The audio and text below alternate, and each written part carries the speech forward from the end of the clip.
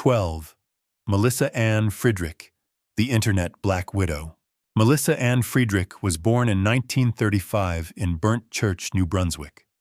Over the decades, she built a reputation as one of Canada's most manipulative and dangerous female criminals, a woman who moved from fraud to fatal violence, leaving a trail of dead or damaged husbands in her wake. In her early years, she lived an ordinary life. She married her first husband, Russell Shepard, in 1955, and they had 2 children. But between 1970 and 1985, Melissa was convicted of more than 30 charges related to fraud, forgery, and impersonation. By her own admission, she was already comfortable deceiving people, mostly for financial gain. Things escalated in 1988 when she met Gordon Stewart, a widower. At the time, she was still legally married to Shepard.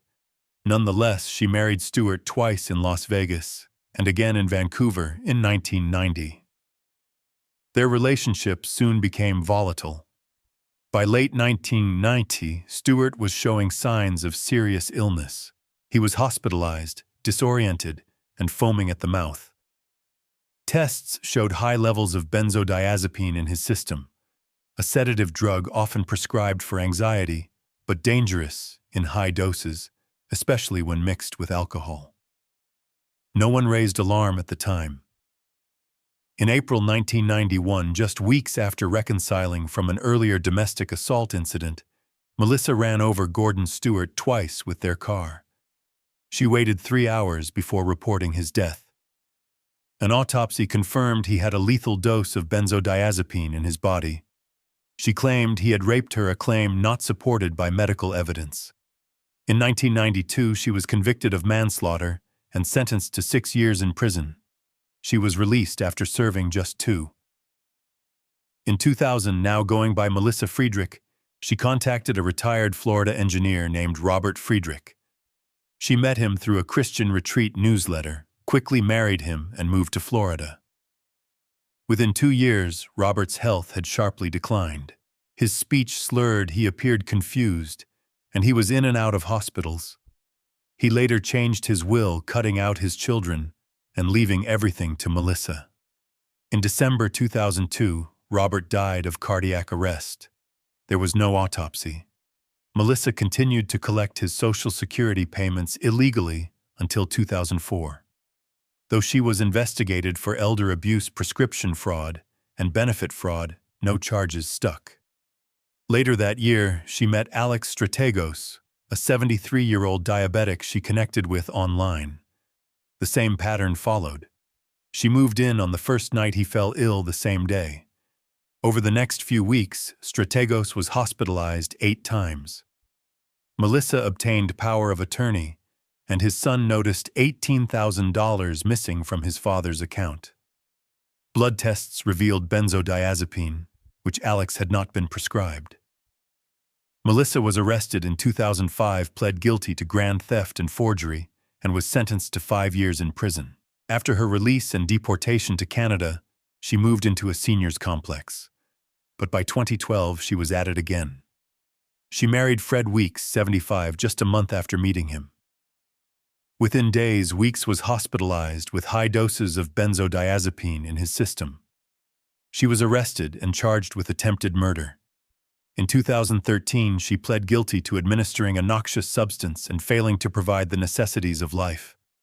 She was sentenced to 3.5 years in prison. Their marriage was later declared invalid due to false information on the marriage certificate. Melissa Ann Friedrich, also known as Melissa Weeks, Melissa Stewart, and Millie used marriage manipulation and drugs to control Rob, and in some cases kill her partners. Her story is a disturbing mix of romance fraud and fatal intent, making her one of Canada's most infamous female criminals. 13. Mary Beth Harshbarger. Mistaken identity or something more. On September 14, 2006, during a family hunting trip in the remote forests near Buchan's Junction, Newfoundland and Labrador, a single rifle shot changed everything. That shot, fired by Mary Beth Harshbarger, killed her 42-year-old husband, Mark Harshbarger. Mary Beth, born February 19, 1965, was an experienced hunter from Meshoppen, Pennsylvania. She and her husband Mark had been married since 2001 and shared 2 young children. They traveled to Canada with Mark's brother Barry for a guided black bear hunt. That evening, Mark and a local hunting guide entered the woods to flush out wildlife. Mary Beth waited in the back of a pickup truck, with her children armed with a scoped rifle. Around 7:55 p.m., she saw what she believed was a black bear roughly 200 feet away. She aimed and fired. But it wasn't a bear, it was her husband.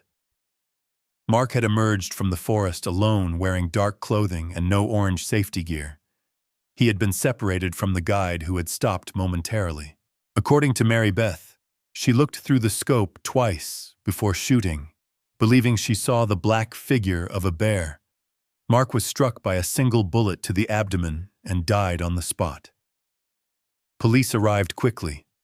Mary Beth told them it was an accident, a tragic misidentification. An autopsy confirmed the fatal injury and noted Mark appeared to be leaning forward at the time of impact. This posture, the defense would later argue, made his silhouette appear animal-like through the scope. For nearly 4 years, the case remained under investigation. In April 2008, Canadian authorities charged Mary Beth with criminal negligence causing death.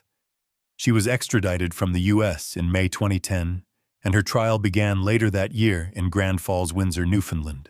The trial, held without a jury, focused on whether Mary Beth had shown a reckless disregard for safety. The Crown argued that Mary Beth knew Mark was in the area, and that firing at an unconfirmed target, especially near dusk, was negligent. They highlighted that she was a skilled hunter and should have identified her target beyond doubt. The defense argued that this was a tragic accident.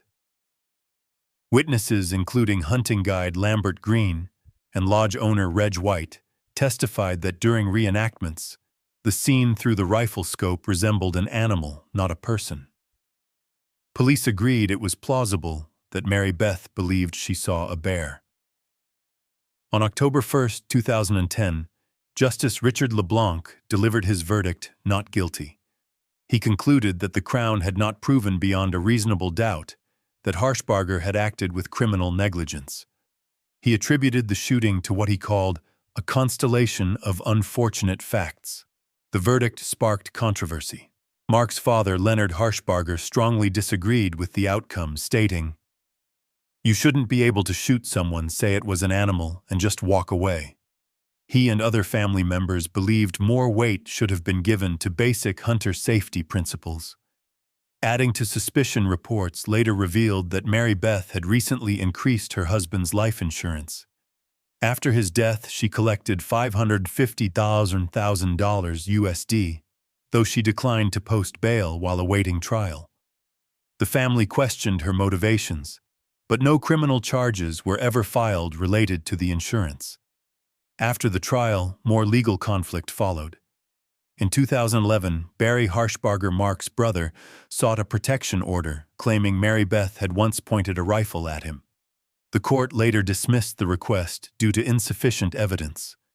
Mary Beth Harshbarger's case was covered widely in media, including Dateline, NBC, The Fifth Estate, and Snapped. Her story continues to divide public opinion. Was it an honest hunting accident or something more? 14. Karla Leanne Homolka. Karla Leanne Homolka, once a veterinary assistant from Ontario, Canada, became one of the most notorious female criminals in Canadian history. Between 1990 and 1992, she and her husband Paul Bernardo committed a series of rapes and murders that shocked the nation. Born on May 4,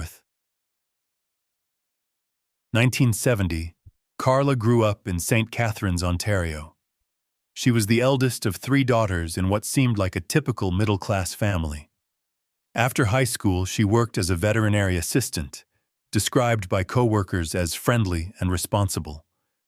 But everything changed in October 1987 when she met Paul Bernardo at a hotel restaurant in Scarborough. She was 17, he was 23. Their relationship quickly turned intense and disturbing. Bernardo, who would later be identified as the Scarborough rapist, found a willing accomplice in Karla. What began as consensual turned into manipulation, violence, and control. But Karla wasn't just a passive victim. She became an active participant in his crimes, and in time initiated violence herself. Their first known victim was Tammy Homolka, Karla's own sister. On December 23, 1990, Karla drugged Tammy with animal tranquilizers stolen from her clinic. She and Bernardo sexually assaulted the unconscious 15-year-old, filming the abuse. Tammy began to choke and later died. Her death was ruled accidental, alcohol poisoning and aspiration. Karla and Bernardo went unpunished. Weeks later, they were back to living their normal lives, planning their wedding. 6 months later, in June 1991, they struck again. Leslie Mahaffey, 14, was abducted after curfew and taken to the couple's home in Port Dalhousie. For 24 hours, they raped, tortured, and videotaped her. When they feared she could identify them, they killed her. Her body was dismembered and encased in cement blocks which were dumped in Lake Gibson. Her remains were found by fishermen 2 weeks later. The same day, Karla and Paul held their lavish wedding ceremony.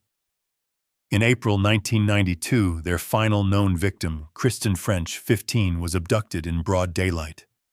Over 3 days, she too was raped, tortured, and filmed. On Easter Sunday, they killed her. Her body was later found in a ditch. Police were already investigating, but had not yet linked the crimes to Karla or Bernardo. Homolka's downfall came in January 1993 after she was hospitalized for a severe beating. She told police that Bernardo was abusive, but that was only part of the story. When Bernardo was finally arrested in February 1993, Karla struck a plea deal she would testify against him in exchange for 12 years in prison on manslaughter charges. She painted herself as a battered wife forced into compliance. The Crown accepted the deal, but weeks later, police found the videotapes. Footage showing Karla willingly participating in the abuse, mocking the victims, and showing no signs of coercion.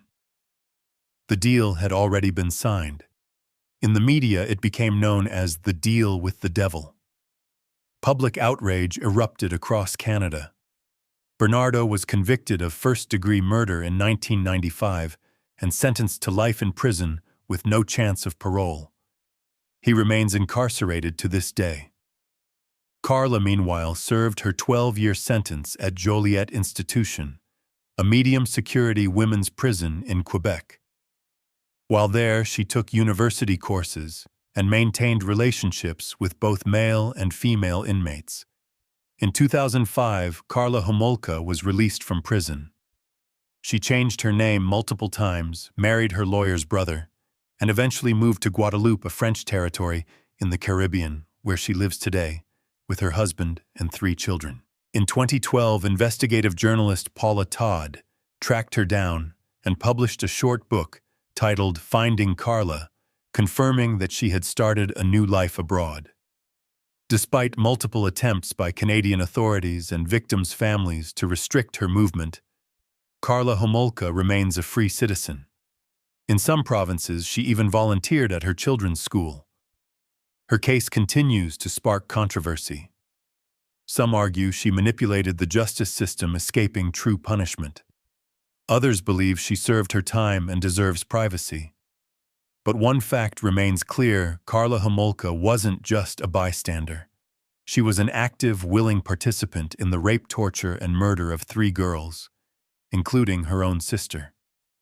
And she now lives a life those victims never got to have. 15. Jean Ann James, a murder hidden in plain sight. In the quiet, wealthy neighborhood of Shaughnessy, Vancouver, a brutal murder went unsolved for over 16 years. The killer blended into society, polite, aging, and seemingly harmless. Her name was Jean Ann James, and her secret would remain buried until 2008. On the morning of June 24, 1992, 41-year-old Gladys Wakabayashi, daughter of a Taiwanese billionaire, was found dead in her home. Her throat had been slit with a box cutter, and she had defensive wounds on her legs indicating torture. The killer had entered quietly, left no forensic evidence, and vanished. Gladys's body was discovered by her ex-husband, who arrived after their young daughter, Elisa, called confused and alone. Her mother had failed to pick her up from school, a deviation so unusual it raised immediate alarm. Police questioned friends, family, and acquaintances. One woman stood out early, Jean James, a retired flight attendant and close friend of the victim. But with no witnesses, no forensic trail, and no confession, the case grew cold. Jean had a motive. She believed Gladys was sleeping with her husband, Derek James, an air traffic controller. Friends would later testify that Jean was obsessed, frequently talking about Gladys's wealth, her affair, and the betrayal she felt. But suspicion wasn't evidence, and Jean knew it. 16 years passed. Then, in 2007, RCMP's Unsolved Homicide Unit reopened the case. They decided to use one of the most controversial tools in Canadian policing, the Mr. Big undercover sting. A female officer posing as a member of an organized crime group was introduced to Jean at a spa. They became friends. Slowly, Jean was brought into a fake criminal world, delivering packages, meeting buyers, running small tasks for what she believed was a lucrative counterfeit goods ring. Over 11. She was groomed and rewarded, finally earning a private meeting with Mr. Big himself, the fictitious boss of the organization. The setting was dramatic, a luxury hotel room in Montreal, with the promise of high-stakes jobs and big money. But before Jean could level up, she had to come clean, no secrets, no liabilities. What she said shocked even the seasoned officers listening behind the scenes. Jean confessed on video to the cold, premeditated murder of her former friend.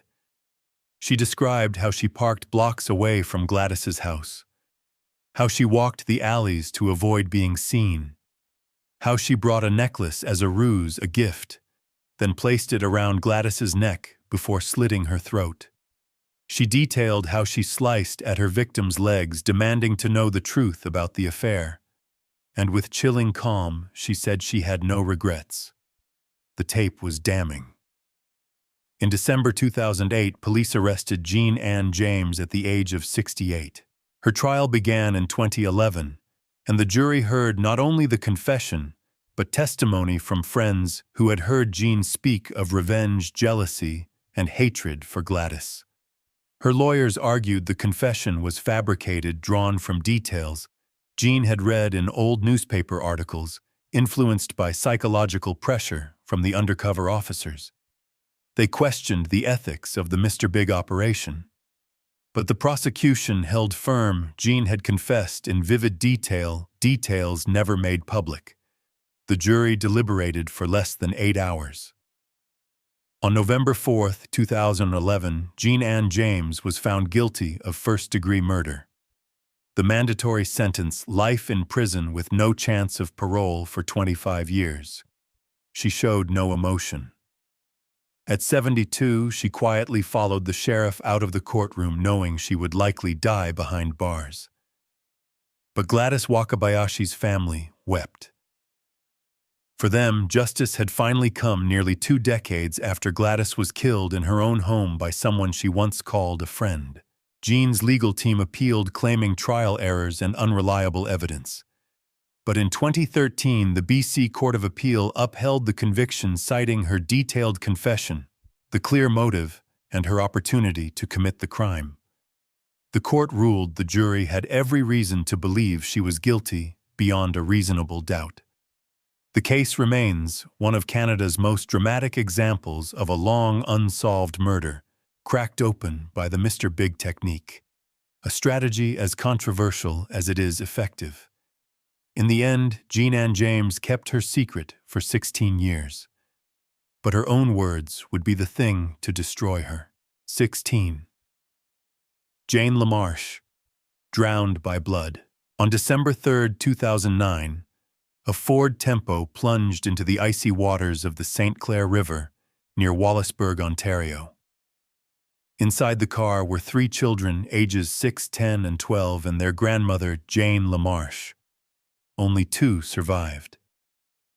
That cold winter evening, Jane told the children's mother she was taking them Christmas shopping. It seemed harmless, a quick trip, a family outing. 10-year-old Tyler Bernard sat in the front. His 6-year-old sister, Taya Talbot, sat in the back seat beside their 12-year-old cousin, Jennifer. What followed was a premeditated act of murder. At 7:10 p.m., witnesses saw Jane LaMarsh make a U-turn on St. Clair Parkway. She then steered the car off the road and didn't stop. No brake marks, no signs of panic. For 91 meters, she drove down the embankment straight toward the river. As the vehicle hit the water, Jane whispered her last words to the children. "Oh my God, guys. I'm so sorry." The car was submerged in 49-degree Fifth water, deep, dark, and deadly. It sank fast. Inside the vehicle, Jennifer, just 12, fought to open the door. She tried to pull Taya free but couldn't. The current was too strong. Water rushed in. There was no time. She escaped alone. When emergency crews arrived, it was too late. The car was nearly 15 feet underwater. Divers recovered Tyler and Taya, but both were already gone. Police immediately began investigating. There were no mechanical failures, no environmental hazards, no skid marks. What they found instead was intent and a long, disturbing history of mental illness. Jane LaMarsh had a 15-year documented battle with severe depression. She had previously told nurses she had suicidal thoughts. In 2008, she even admitted she had considered driving into oncoming traffic with her daughter in the car. Just months before the tragedy, she had filled out a mental health form, saying she would kill herself if given the chance. A follow-up psychiatric appointment had been scheduled for December 4th, the day after she murdered her grandchildren. During her hospital stay after the incident, Jane confessed to a nurse that she had tried to end her life by driving into the river. She later denied saying it. But the facts were clear: her actions were not accidental. Her car was functioning. Her U-turn was deliberate. And 2 children were dead. In 2010, Jane LaMarsh was charged with 2 counts of first-degree murder and 1 count of attempted murder for Jennifer, who had survived. The attempted murder charge was later withdrawn. Jennifer had testified she didn't believe her mother tried to kill her. Still, the damage was irreversible. Jennifer would live with survivor's guilt, trauma, and the reality that her own mother tried to take all their lives. In September 2011, Jane LaMarsh pleaded guilty to second-degree murder. The courtroom was packed. The atmosphere heavy. Family members cried. The judge, Justice Renee Pomerantz, described the act as deliberate, devastating, and deeply tragic. LaMarsh was sentenced to life in prison with no chance of parole for 10 years. In a brief statement, she said, "I am devastated by my actions. I understand I need help." Her lawyer noted she had been crying for help for years. Mental health professionals had documented her suicidal thoughts. Yet no decisive action was taken. There was no alert to authorities, no intervention. And in the end, 2 innocent lives paid the price. The tragedy raised questions. How do we protect children when mental illness is involved? How many warning signs are enough? Could this have been prevented? Today, Jane LaMarsh remains behind bars. Her grandchildren, Tyler and Taya, are buried side by side. And Jennifer, the sole survivor, is left to carry the weight of that night, perhaps for the rest of her life. This case is not just about murder. It's about failure, a failure to act, a failure to listen, and a failure to protect the most vulnerable. 2 young lives lost in the cold. A grandmother turned killer. A family forever shattered. 17. ASET MAGOMADOVA, a mother's stranglehold, on February 26, 2007.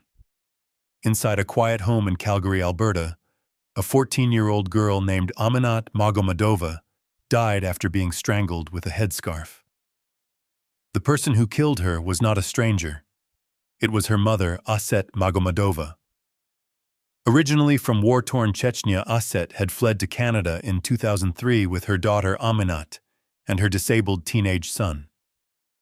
Her husband had been killed by Russian soldiers, and she herself had suffered injuries from a landmine and spent time in jail before arriving as a refugee. She was seen by many as a survivor, a devout Muslim mother trying to rebuild a life for her children in a new country. But behind closed doors, things were not stable. Aminat was deeply troubled. She was involved in drugs, violent toward teachers, and engaged in risky behavior. The morning she died, she had refused to attend court over charges of assaulting a teacher. According to ASET's testimony, this defiance led to a confrontation. In the sewing room, a place where ASET prayed 5 times a day, the argument escalated. ASET claimed that Aminat grabbed a knife and came at her. In a moment of panic, ASET grabbed a scarf, wrapped it around her daughter's neck, and pulled. She said she told her daughter twice to drop the knife. When Aminat lost consciousness, ASET said she stopped. But the damage was done. Aminat never woke up. A forensic pathologist testified it would have taken at least 2 full minutes of sustained pressure to kill her, far more than just a defensive reaction. A knife was found in the room, but no fingerprints were recovered from it. In 2010, ASET stood trial. She was acquitted of second-degree murder and instead convicted of manslaughter. But in a move that stunned Calgarians and victims' rights advocates nationwide, the Judge Justice Sal Lavecchio gave her a suspended sentence and 3 years of probation. No jail time. In his ruling, Lavecchio said, "At first blush, this may sound like a get-out-of-jail-free card. It is not." He emphasized the trauma ASET had endured in Chechnya, her role as caretaker for her wheelchair-bound son, and the complex, strained relationship she had with her daughter. But public reaction was swift and angry. How could a woman strangle her child and walk free? Victims' advocates condemned the sentence. Legal experts called it lenient to the point of injustice. The Crown appealed the verdict, arguing that ASET's intent and the duration of the act pointed clearly to murder. In 2011, the Alberta Court of Appeal agreed. A new trial for second-degree murder was ordered, but that trial would never happen. By 2013, ASET was terminally ill with advanced cervical cancer. She appeared in court on a gurney, weak, frail, and visibly dying.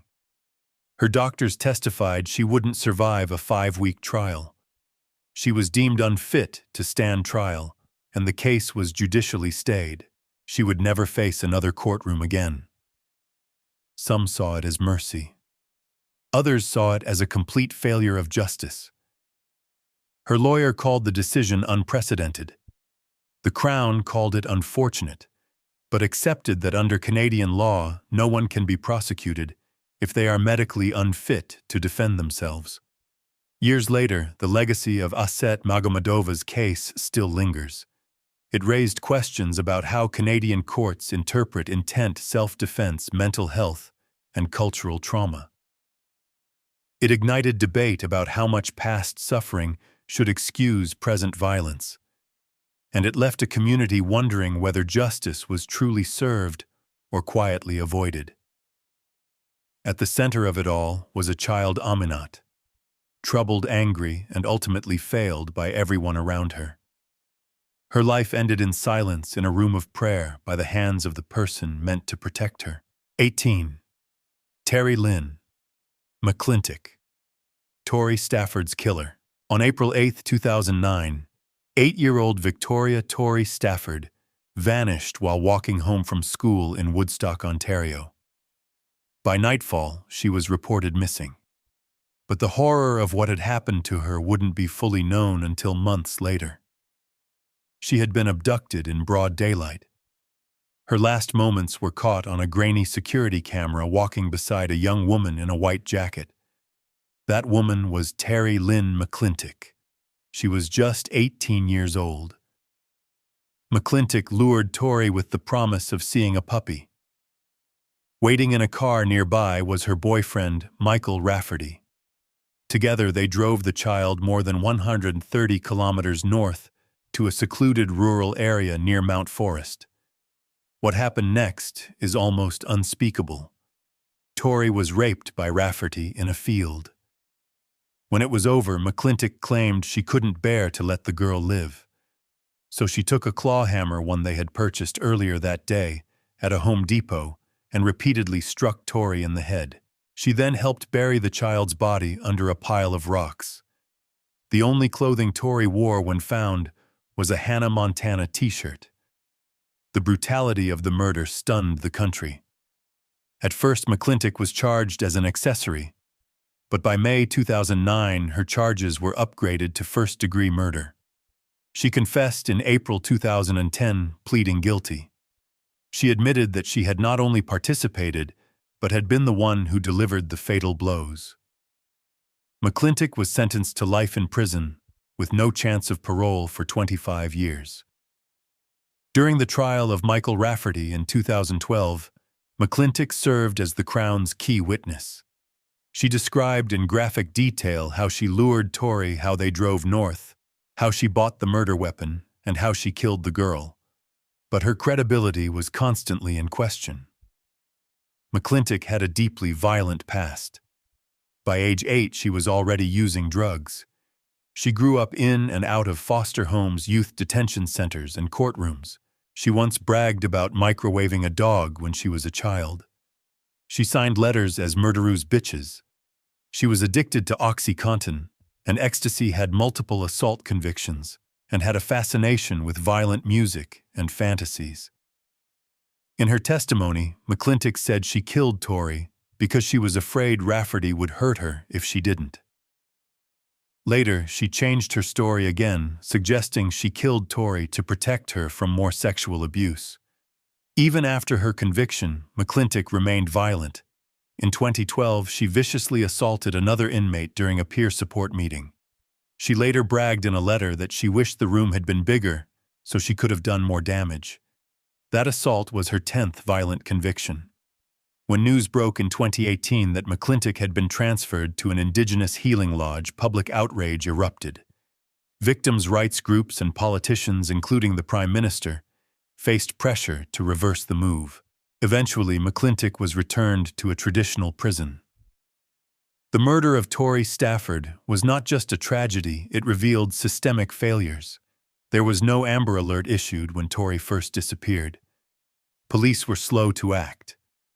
The media, the public, and Tori's family were all critical of how the case was handled. But in the end, the combined efforts of law enforcement, public tips, and McClintic's own confession led to justice, or at least what little could be found. To this day, Terri-Lynne McClintic remains in federal custody, serving a life sentence for the cold-blooded murder of an 8-year-old child she barely knew, all to please a man she had known for only a few months. McClintic once told her godmother that she felt bad about Tori's death, but only because Tori was a child. When asked if she could do something like it again, she reportedly answered, "Yes, I could." 19. Allyson McConnell, the mother who drowned her children. Allyson McConnell, a mother, a killer, and the central figure in one of Canada's most heartbreaking criminal cases. Between January 29th and February 1st, 2010, in the small town of Millet, Alberta, Allyson, 32 years old at the time, drowned her 2 young sons in a bathtub. Connor was 2.5, Jaden just 10 months old. The exact date of their deaths was never confirmed. But on February 1st, their father, Curtis McConnell, walked into the family home and discovered the unimaginable, his 2 sons lifeless in the tub. Their mother was gone. That same day, Allyson drove to Edmonton, parked near a freeway overpass, and jumped in what was a failed suicide attempt. She survived. Her children did not. So why did she do it? The answer is complex. Mental illness, depression, past trauma, and a bitter divorce all played a role. During her trial, the court heard that McConnell had a long history of severe depression and multiple suicide attempts dating back to when she was just 15. At that age, she claimed she became pregnant by her own father, something she never revealed to anyone until the trial. She miscarried at 10 weeks. Allyson was originally from Australia. She had moved to Canada with her husband Curtis, and they were in the middle of a messy separation and custody battle when the murders happened. Prosecutors argued that she killed her children to punish her husband, a final act of control during a collapsing marriage. In June 2012, she was convicted not of murder, but of manslaughter and sentenced to 6 years in prison. But due to time already served in a psychiatric facility, she would only spend 15 more months in custody.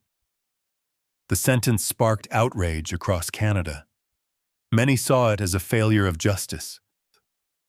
A mother kills her 2 young sons and walks free after little more than a year. Shortly after her release in April 2013, McConnell was deported back to Australia, where she moved in with her mother in the city of Gosford, north of Sydney. In a surprising interview with the Sunday Telegraph, McConnell claimed she was a loving mother and even said she wouldn't rule out having more children in the future. "I wasn't a bad mother," she said. "I was actually a very loving mother." Those comments added fuel to the public's anger. 5 months later, on September 17, 2013, a body was found beneath a bridge in Gosford.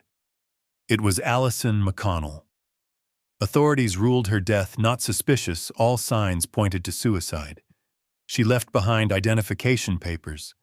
Her death, like much of her life, was quiet, isolated, and tragic. Curtis McConnell had fought to stop her deportation. He feared that once she left Canada, her appeal would never go forward. He was right. With her death, the appeal died with her. During her trial, one psychiatrist testified that Allyson likely saw her children as extensions of herself. In her mind, to end her own life meant taking theirs as well. In her final moments on the stand, her lawyer asked her, "What will happen to you now?" She replied with a broken voice. "Probably more failed suicide attempts." "Will you recover?" "I don't think I want to." The story of Allyson McConnell leaves behind a trail of pain, anger, and unanswered questions. How does a mother go from bedtime stories to bathtub murder? Why wasn't she convicted of murder? Was the justice system too lenient or too focused on her mental illness to see the cold reality? And what does society do with someone who commits an unforgivable act, but claims to have done it out of despair?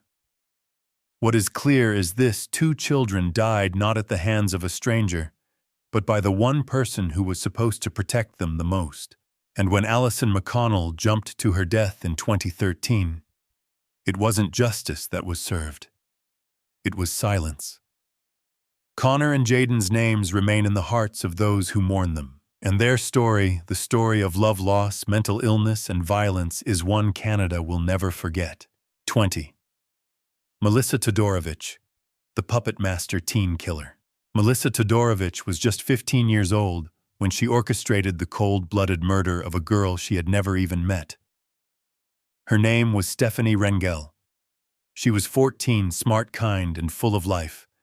And she was stabbed to death on New Year's Day 2008 outside her family's home in Toronto, Ontario. The killer wasn't Melissa. It was her boyfriend, 17-year-old David Bagshaw. But the murder was her idea. She planned it, pushed for it, and emotionally manipulated David until he finally did what she asked. And all of it, every deadly step, was motivated by jealousy. Melissa believed Stephanie was a romantic rival. Stephanie and David had dated briefly years before when they were just 12. It was a short, innocent relationship.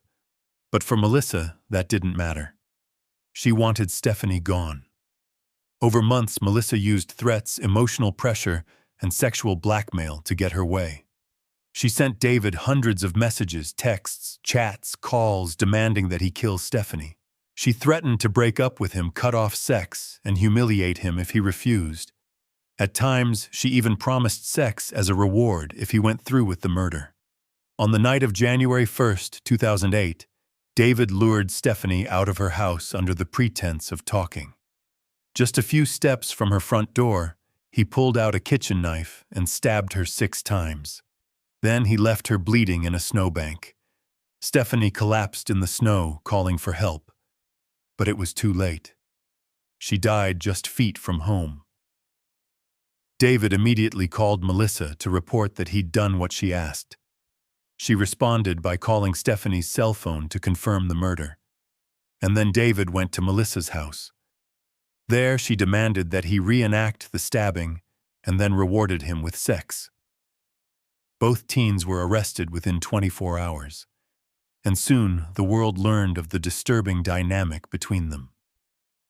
Melissa Todorovic wasn't just a jealous girlfriend. She was described by the judge as a puppet master, a manipulative, calculating teenager with a frightening lack of empathy. In court, prosecutors revealed the chilling volume of messages she sent to Bagshaw, messages filled with rage, pressure, and obsession. Some of the messages celebrated Stephanie's future death. Others mocked her. Melissa had never even met Stephanie in person. During trial, it became clear that Melissa was controlling, obsessed, and entirely devoid of remorse. Psychiatrists testified that she had a striking lack of empathy and showed no signs of regret.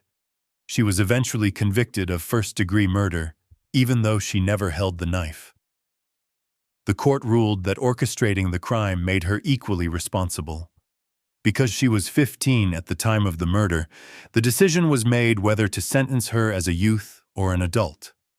The court chose the latter.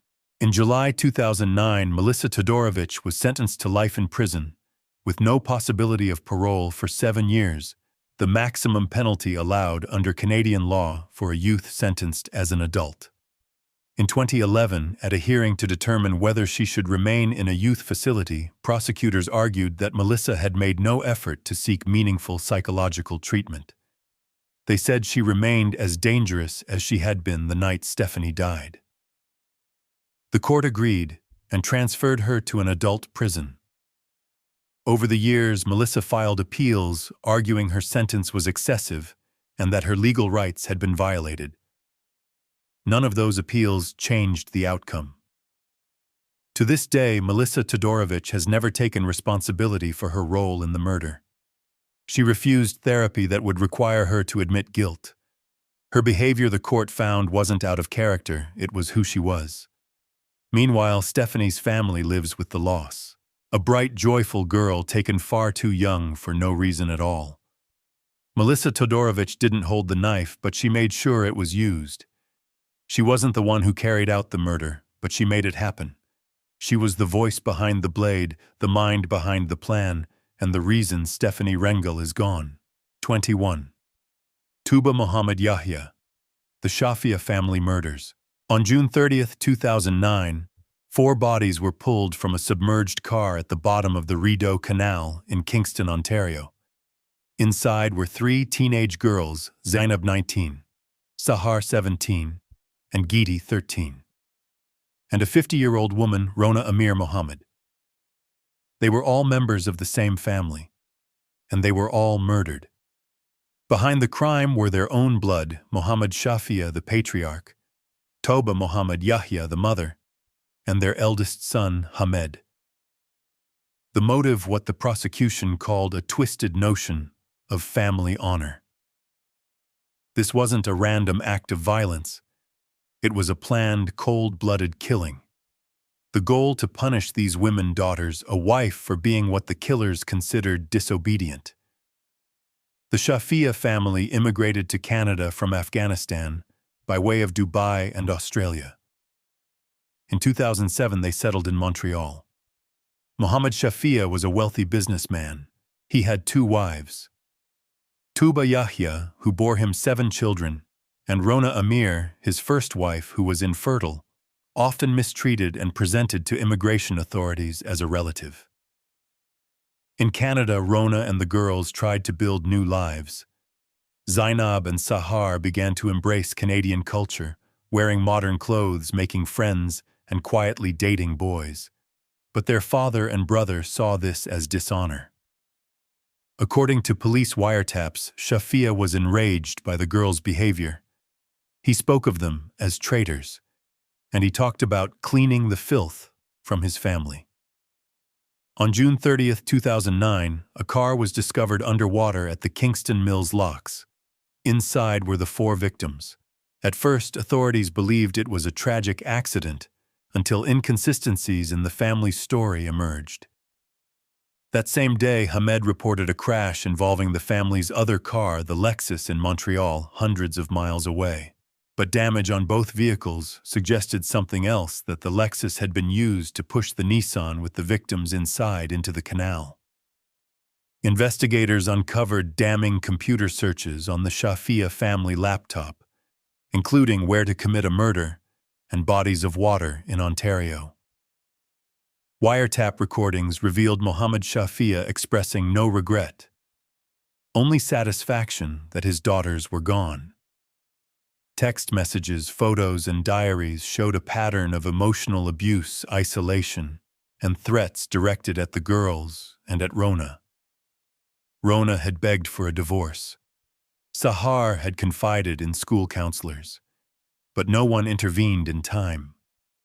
All 3, Shafia, Yahya, and Hamed, were arrested on July 23, 2009, and charged with 4 counts of first-degree murder. The trial began in October 2011 and lasted 3 months. The Crown laid out the chilling conspiracy. A family road trip to Niagara Falls was used as a cover to murder 4 women who had become too Western. On January 29, 2012, the jury found all 3 guilty on all counts. Each received an automatic life sentence with no chance of parole for 25 years. The judge called it one of the most heinous crimes in Canadian history, a calculated execution driven by pride control and a warped view of honor. The case sparked national outrage and ignited debate across Canada, not just about honor killings, but about the failure of systems meant to protect vulnerable women and girls, especially within immigrant communities. Muslim and Afghan leaders across the country condemned the killings. Religious scholars issued fatwas declaring honor-based violence un-Islamic and inhumane. But for Zainab, Sahar, Giti, and Rona, it was too late. They died at the hands of the very people who were supposed to protect them. Silenced forever in the name of control, not culture. In the name of so-called honor, but without a shred of humanity. And even now, their deaths stand as a tragic reminder. Freedom comes with risks, but silence comes with consequences.